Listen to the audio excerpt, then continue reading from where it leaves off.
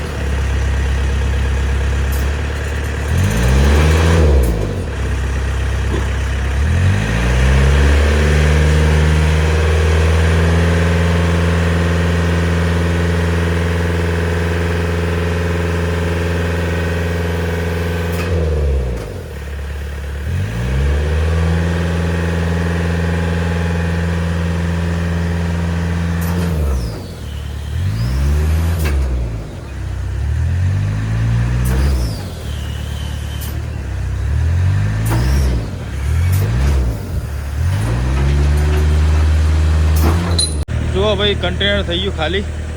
તો આ રીતના કન્ટેનર્સ બધા આવે, બધા વેરહાઉસમાં અનલોડિંગ થાય. પેલા ટીમ પાસ આવી જશે તો આ રીતના અનલોડિંગ થતું હોય બધું કન્ટેનર.